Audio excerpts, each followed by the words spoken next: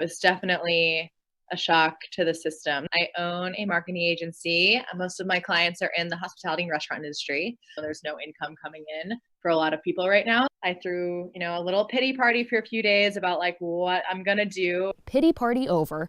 Beth is all in on DC is Blind. You still crave like the human connection, and that's just been really difficult for a lot of people, myself included. So I think this is a really good way to build a new community with the current situation that we're in. In DC, Jess Arnold, WUSA9.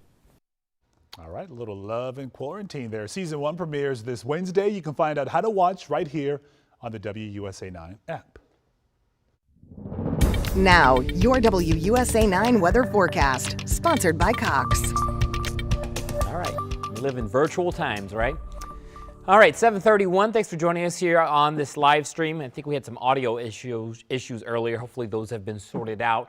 We are tracking some decent amounts of rain headed our way. The current weather system is still well off to the west, but some of that energy headed our way, and so we're going to be in a yellow weather alert for Monday. And we'll be tracking all this. I've already updated our website video and our app video. Download that free WUSA9 app. If you don't already have it, you can see the radar and latest forecast, and of course, all the latest on the coronavirus pandemic on our app and of course on WUSA9.com. Here's the wide view. You can see we've got clouds already moving in after a bright start to the day. The clouds rolled in, kind of ruined everything now. Cool day too, but dry as of right now. But you can see those first showers already sliding into parts of West Virginia outside of our viewing area, so west of Martinsburg, west of Winchester there in the Shenandoah Valley. But by the time we get to later this evening, check out the timestamp here, 8:39, 10 o'clock. We've got a few sprinkles or light showers already getting into the area. So there could be one or two very, very light showers in that time for later this evening. We're back on at 11. We'll have the latest at that point. And even overnight, when most of us have gone to bed, a few light showers.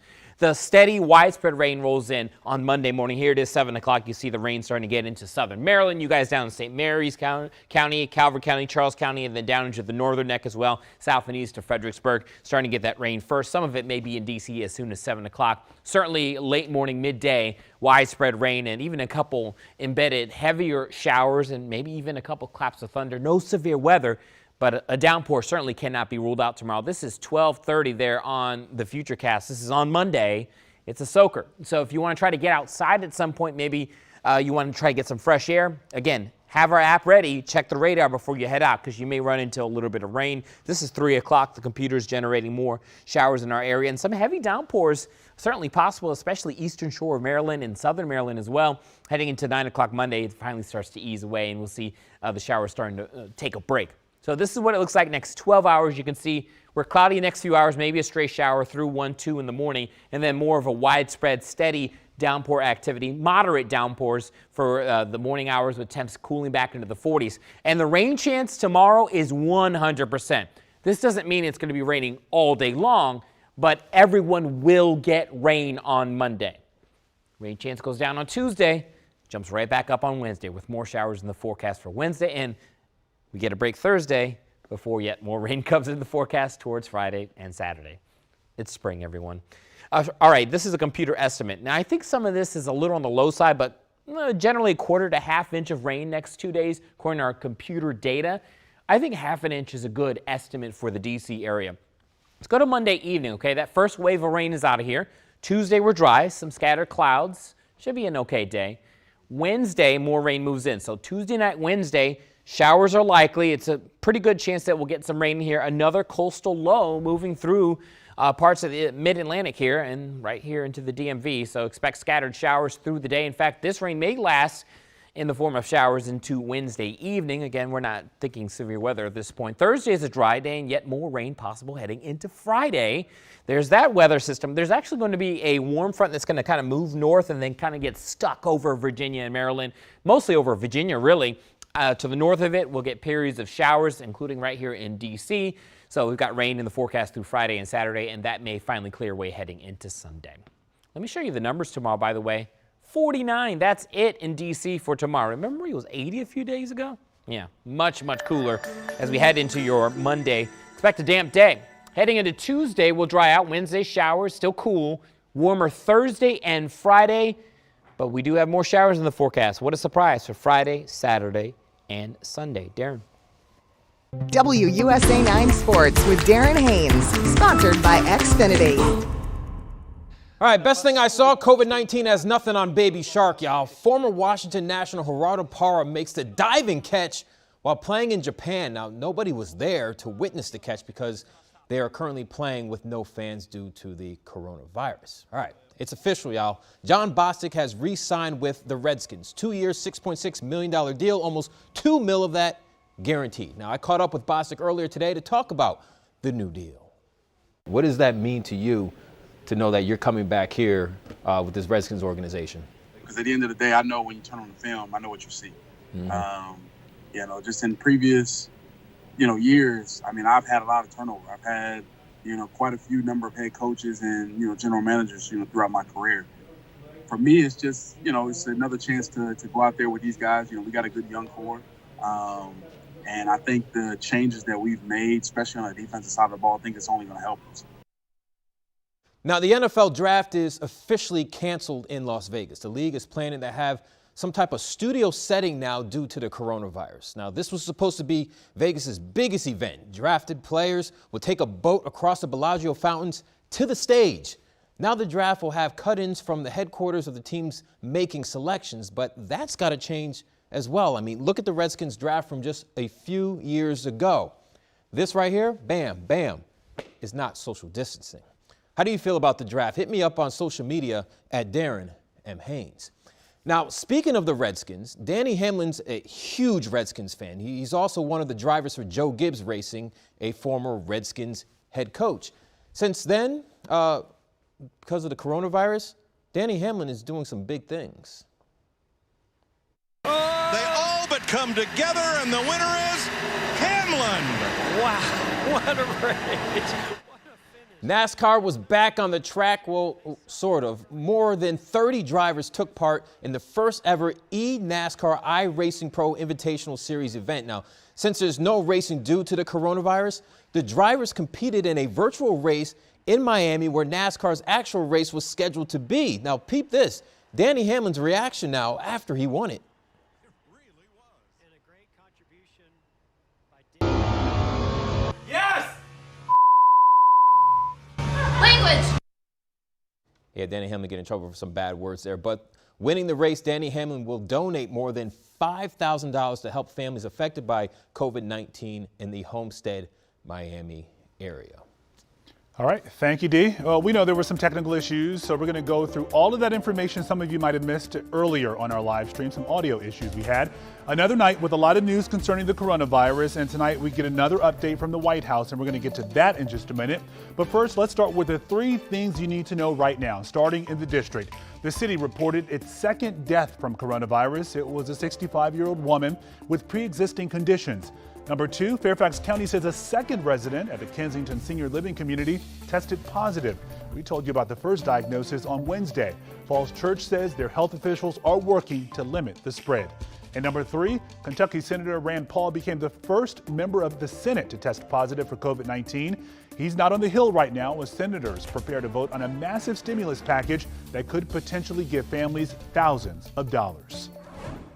All right, let's look at where the numbers stand right now in our area. As of last night, D.C. had 98 cases. We expect an update a little later on tonight, but we can tell you right now, 2 additional firefighters tested positive for the virus, bringing the total of D.C. firefighters with COVID-19 to 6. Maryland is up to 244, Montgomery County with the most cases in that state, and Virginia hit 219 today, 67 more than what was reported yesterday.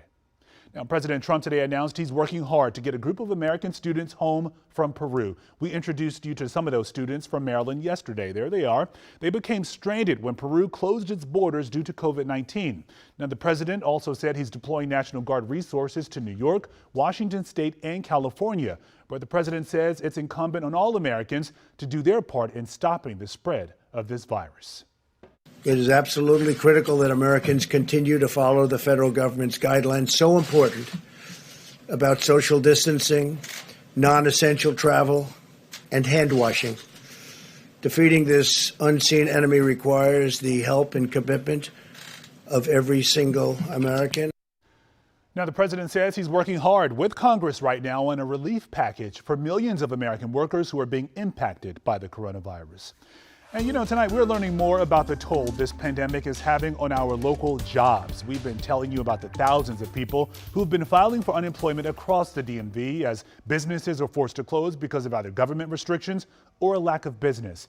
And today we've learned Marriott is furloughing 2/3 of its employees at its Bethesda headquarters. Here's Colby Satterfield.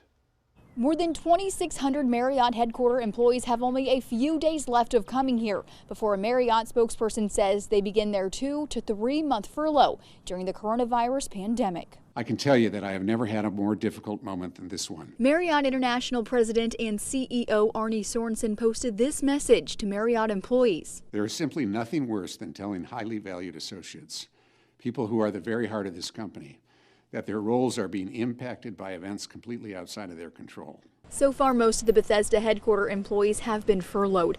A spokesperson says those employees will receive 20% of their salary during that time. COVID-19 is having a more severe and sudden financial impact on our business than 9/11 and the 2009 financial crisis combined. A spokesperson says hundreds of Marriott hotels have already closed globally, and tens of thousands of hotel staff workers across the world are also being furloughed. Required social distancing is having an immediate impact by depressing demand for our hotels. This has caused hundreds of hotels to close or start the process of closing. A demand that he says is 75% below normal levels and one he hopes will return soon. I know we as a global community will come through the other side. For the 20% of headquarter employees that aren't furloughed, a spokesperson says they will have a 4-day work week and receive 80% of their pay.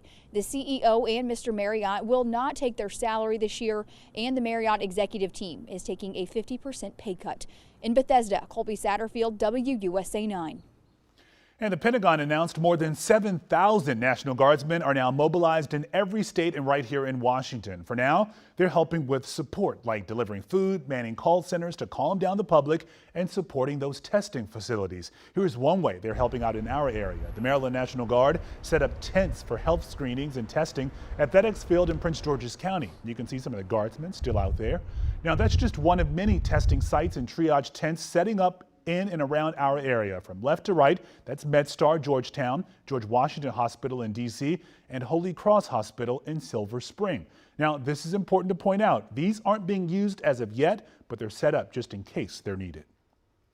Now, as the coronavirus spreads in the U.S., about 32,000 cases have been confirmed and at least 404 people have died. Lawmakers on Capitol Hill are trying to hammer out an economic rescue package for people like us and corporate America. CBS News correspondent Nancy Chen has more now from New York. Lawmakers race to reach bipartisan agreement on $1 trillion stimulus package to soften the economic blow of the coronavirus crisis. Congressional leaders and Treasury Secretary Steven Mnuchin met as they tried to break the stalemate between Democrats and Republicans. We need to get the money into the economy now. If we do that, we think we can stabilize the economy. Democrats have expressed concern the stimulus bill does not go far enough in restricting companies from using money to buy back their own stock or from laying off employees. House Speaker Nancy Pelosi says Democrats in her chamber are drafting their own proposal. We'll be introducing our own bill, and hopefully it'll be compatible with what they discuss in the Senate. As the federal and state battle against the coronavirus ramps up, New York Governor Andrew Cuomo says Washington needs to get even more involved. The federal government should nationalize medical supply acquisition. The states simply cannot manage it. On CBS's Face the Nation, Dr. Anthony Fauci, a key member of the White House coronavirus task force, said more challenges are ahead. We're going to get hit. There's no doubt about it. This physical separation at the same time as we're preventing an influx of cases coming in. I think that's going to go a long way to preventing us from becoming an Italy. Officials say testing and isolating those who are infected is crucial. The Food and Drug Administration has made some headway, announcing approval of a new diagnostic test shipping out before the end of the month that provides results in hours rather than days. Nancy Chen, CBS News. Now, Virginia is reporting 219 cases of COVID-19. 95 of them are in Northern Virginia. Now, during a press briefing today, Governor Ralph Northam said the state continues to see an uptick in cases, and he said Virginians need to begin adjusting to that reality. He also warned these disruptions to daily life could last for months. This is not a matter of weeks. This is a matter of months, and we're doing everything that we can to prepare Virginia for that, and to at the same time, keep our economy as strong as we can. This is a health crisis. That's what started this, and that's what the majority of our focus is and will continue to be on. And our economy will be stronger the sooner we can get the health crisis under control. Well, Governor Northam went on to say he'll address whether to extend school closures beyond that initial 2-week period during a press briefing tomorrow at 2 o'clock. Washington bursts into bloom in all of its glory as the cherry trees unveil their annual show of breathtaking beauty. It's been a Washington tradition since 1927, but now the National Park Service is urging people not to visit the cherry blossoms this year. Metro tweeted about it. The Park Service closed all roads leading to and around the tidal basin with a little help from DC police. And celebrity chef Jose Andres promised paella to people if they just stay away. Now, while the crowds were thinner today, there were still too many people to practice social distancing. Driving by the area earlier today, I saw people parked along I-395, the highway. They abandoned their cars on the side of the road just to get their cherry blossom fix in. Remember, stay away and enjoy the view from the Bloom Camp. We have a link to that right here on our WUSA9 app. Well, Seat Pleasant, Maryland today announced a partnership to launch one of the country's first coronavirus telemedicine programs. It's a partnership with Amazon, Sprint, Eagle Force, and Freedman's Health. It will allow healthcare professionals to use an internet-based system and temperature screening tool to monitor seniors and those at greater risk of contracting COVID-19, as well as existing chronic diseases. All right, well, thank you so much for being here with us on Facebook, our WUSA9 app, and WUSA9.com. We will have another update for you tonight at 11. Have a great night until then.